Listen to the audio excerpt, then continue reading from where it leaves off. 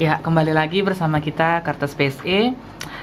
Sekarang kita langsung saja mendengar kisah dari Mirawati Bangun. Iya, ada sebuah kisah dari kira klien kita lah ya.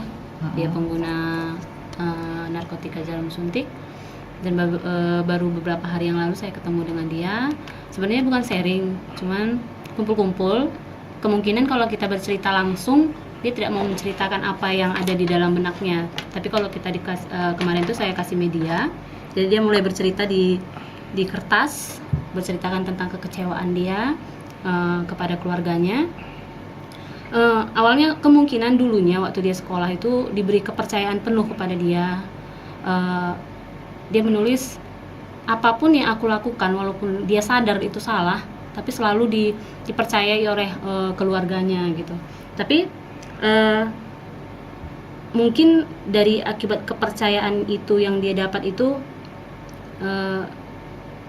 dia melakukan, walaupun dia ada membuat kesalahan, tapi tetap diberi kepercayaan tetap terus. Dia merasa mendapat kebebasan gimana gitu.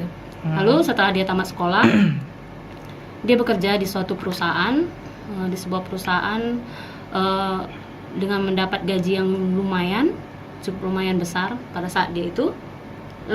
Tetapi dia menyadarinya uangnya dia dapat dari dia bekerja itu digunakan untuk membeli narkotika gitu. Mungkin awalnya itu dia tidak membeli putau, tidak membeli jenis narkoba jarum suntik itu, tapi lama-kelamaan dengan gaji yang cukup besar, kemungkinan ekonomi keluarga juga lumayan, terus tetap diberi kepercayaan oleh keluarganya walaupun selalu berbuat kesalahan gitu, semakin menggila gitu, semakin menggila untuk menggunakan narkotika itu.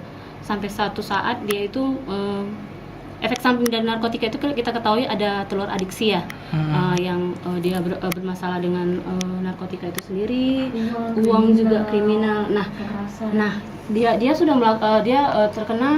terkira pasal 366 atau 365 ya, tentang perampokan dan kekerasan itu, dan dia melakukan itu gitu. Ternyata di saat dia sudah mengalami kejadian itu, terbongkarlah di perusahaan itu ternyata dia juga sudah sering mencuri handphone kawannya. Terkadang juga dia menggunakan uang perusahaan itu untuk membeli narkoba itu. Nah, kemungkinan kebanyakan dari teman-teman kita dahulunya mungkin sebelum mendapat informasi tentang jarum suntik itu, mereka terkena sharing needle. Sharing needle itu terkena berbagi jarum suntik ya. Terkena virus itu ya, yang katanya kalau yang 3 huruf itu loh Kak gitu ya. Dia terkena HIV itu ya. Dan itu setelah dia diketahui, dia dikucilkan dan ada penolakan dari keluarganya gitu.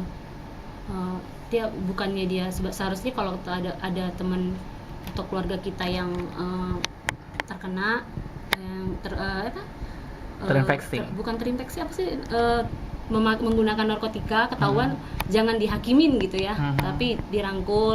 Peran keluarga juga yang penting di situ. Tapi saat dia